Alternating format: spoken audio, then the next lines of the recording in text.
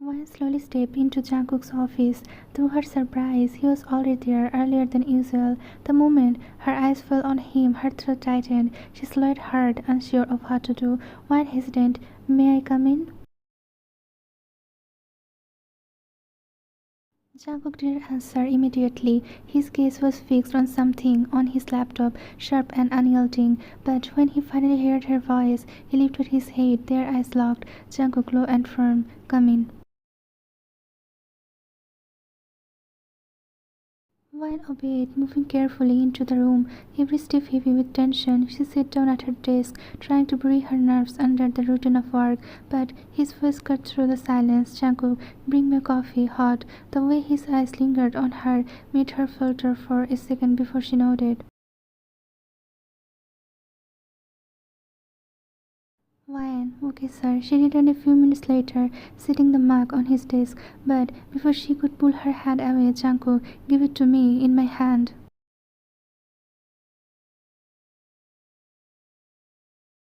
Her pulse spiked. Slowly she handed him the mug.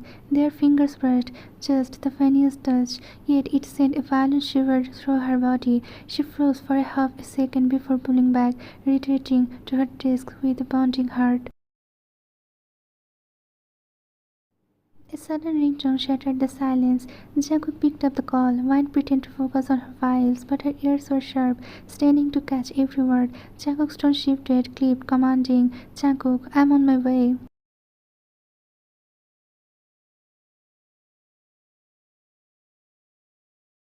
He cut the call short, rose abruptly, and left the room without another word. One instinct flared. This was her chance. She grabbed her keys and followed him, keeping her distance.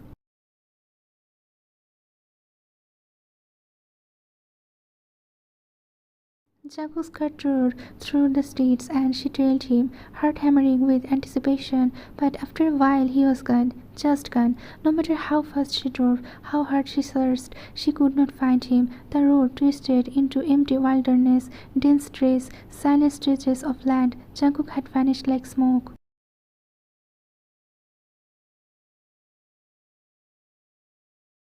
When pulled over, defeated, she pressed her hands against her head, her chest aching, all her effort, all her risks, again nothing. Every clue slipped through her fingers, tears burned her eyes. She let them fall, sitting alone in the middle of nowhere. Her phone rang, she picked it up.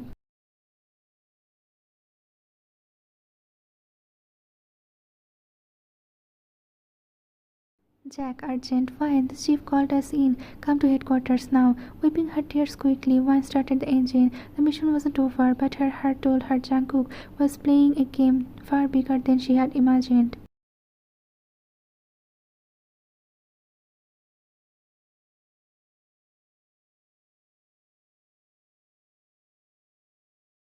When hurried into the agency building, her heart still pounding from earlier.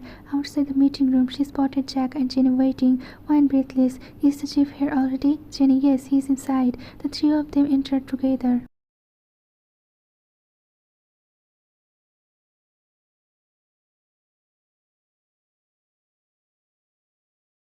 The room was heavy with silence. The chief sat at the head of the table, his expression grim, his presence suffocating. While Jack and Jenny instinctively lowered their heads, standing stiffly until Chief cold, commanding, "Sit." The pair exchanged uneasy glances.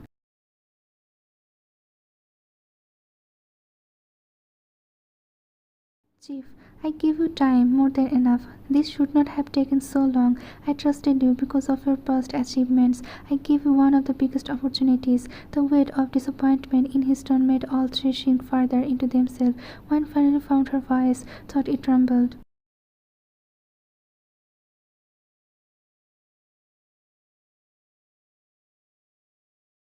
"Wine. We have tried everything, but I can't seem to gather any evidence. Every time I get close, it slips away, or there is nothing there at all. Nothing strong enough to expose Mr. Jeon's true face to the world." The chief studied her silently, his eyes unreadable. Then he leaned back, voice razor sharp.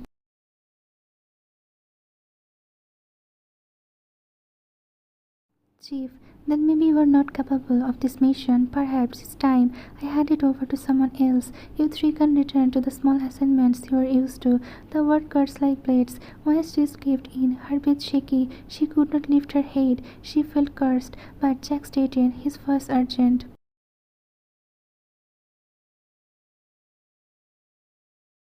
Jack, Chief, give us a little more time. 2 weeks. If we fail to deliver by then, you can hand it over to someone else. I swear you won't regret trusting us. The chief's silence stretched long and unbearable. Then at last, Chief, 2 weeks, that's all. But remember what you promised, Jack. If you fail, the consequence will be yours to bear.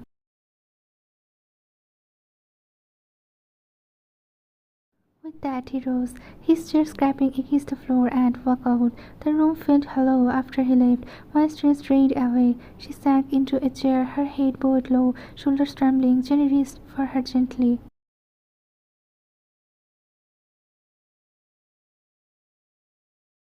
Jenny softly, why, don't break down like this. Remember, we have been through wars. None of our missions were ever easy, but we made it through. We will make it through this one too. Jack firmly, she is right. You are our leader, Wine. We believe in you, and you will find a way like you always do.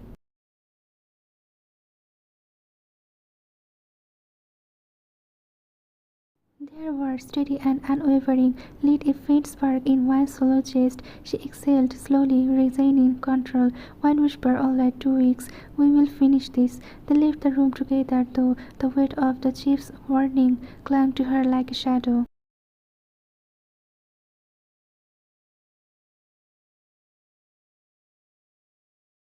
By evening, Wine decided to go straight home. Jungkook never returned to the office, and she could not bear another encounter today. Her mind was restless. 2 weeks, that was all the time she had left. Wine entered her apartment and found Kiko waiting patiently for her. They spent some quiet time together, but when night finally settled in, Wine lay down to rest. She closed her eyes only for Jungkook's kiss to invade her memory again, burning through her mind like an unshakable flame. Startled, she opened her eyes wide, scanning the room as if someone might be there. Everything was normal. She sat up, drank some water, and forced herself to lie down again. Morning arrived. At the office, one quickly noticed Jungkook wasn't there. A colleague passed by and whispered, Sir went to meet Mr. Asher. He is here in the building. Her chest tightened. Without a second thought, she went to find them. Inside, she saw Jungkook and Asher discussing something. The moment Asher noticed her, his lips curved into a soft, innocent smile. His warmth felt like sunlight after a long winter, but Jungkook's eyes were locked on her, watching, measuring, possessive.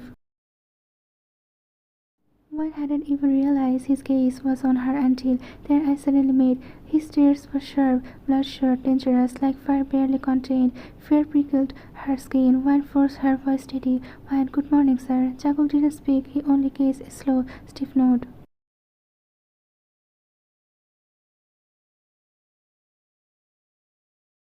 Asher broke the silence, his tone gentle, almost playful. Asher, good morning, Wine. What a pleasant surprise to see you so early. One smiled shyly and nodded back, but her hands trembled slightly. Jungkook's voice cut through the moment, low and commanding, laced with a darkness that made her flinch. Jungkook, there is a file in the office. Go there and work on it now.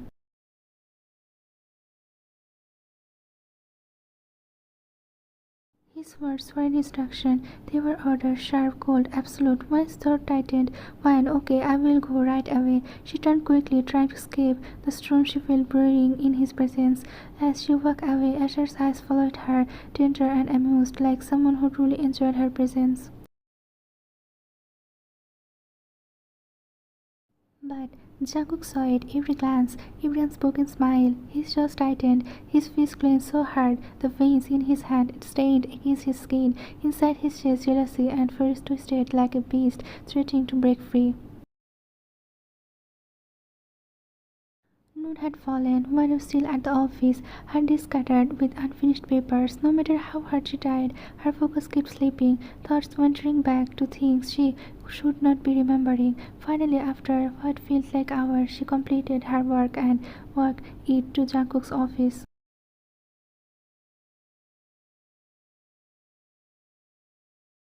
Jungkook barely looked at her. His tone was calm, too calm. "Jungkook, you can go home now." One blinked in surprise. So early, he never let her off this easily. When, "Okay, sir," she replied softly. Gathering her bag, she left the office. Jungkook's eyes followed her retreating figure, unreadable yet burning with something only he knew.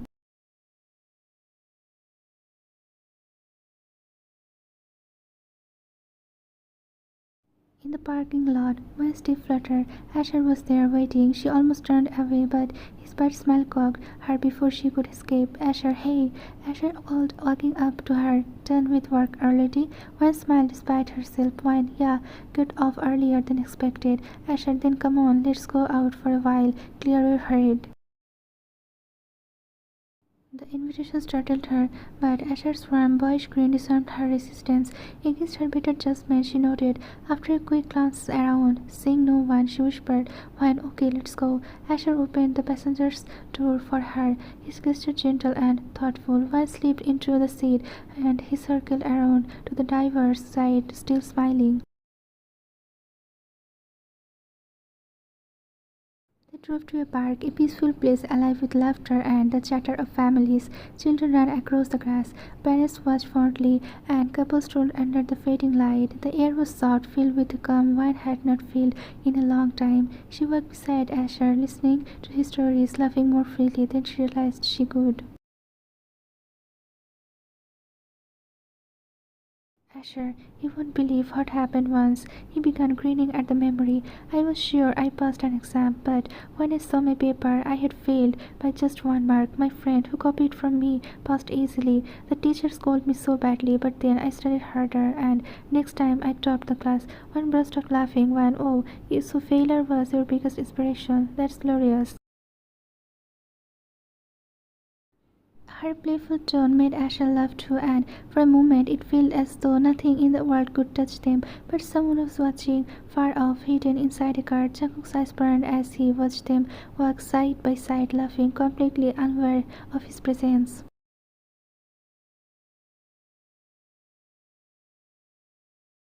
His hand tightened around the steering wheel until his knuckles turned white. His silence was far more terrifying than any words he could have spoken.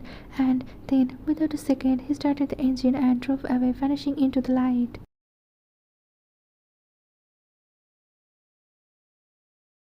When returned home later, her heart strains light. For the first time in days, she felt a breath of freedom. Smiling, she sat with Jack and Jenny, stretching out new plans for their mission. And when sleep finally came, it was gentle, quiet, almost peaceful. But somewhere in the city, Jungkook carried his fury with him like a shadow, a storm waiting for the right moment to break.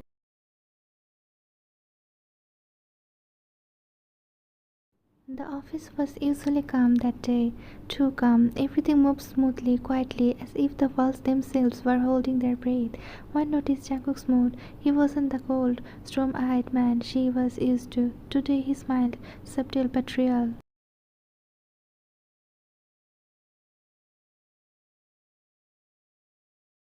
His presence carried no shadows, no hint of the darkness that usually clung to him, and with her he was kind, almost gentle. One blinked in disbelief. She didn't respond, telling herself maybe his mood had simply lifted.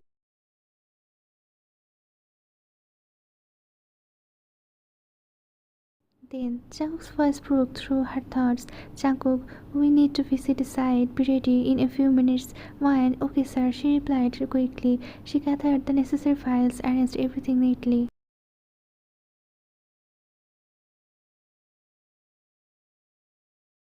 Soon enough, they were on the road, his car humming against the silence. They visited the site, Jungkook's eyes scanning every detail with that meticulous sharpness. Then another site and another, work streams endlessly, dragging into evening. By the time they finally returned to the last site, the sky outside had darkened into velvet.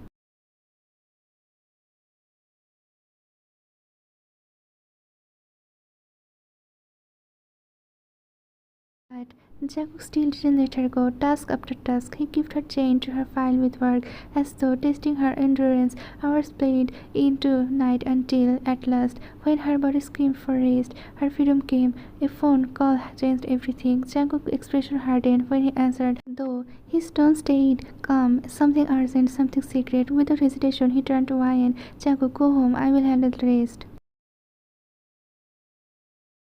But Wine didn't go. Her instincts burned too strong. She followed, keeping her distance as Jacob drove off into the night. The road twisted away from the city, deeper into silence, and then Jacob disappeared into the shadow of a desolate place.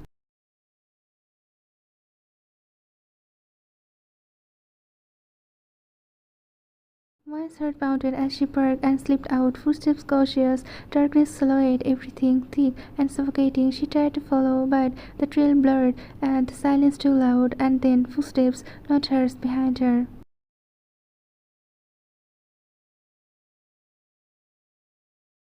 Before she could turn, a hand climbed over her mouth, went forward, thrashing, kicking, trying to claw free, but the grip was merciless, her strength useless against the stranger's hold. The world tilted, her vision dimmed.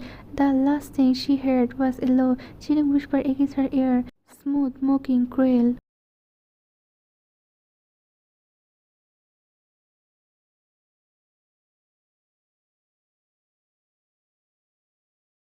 Welcome to my world, my Noah.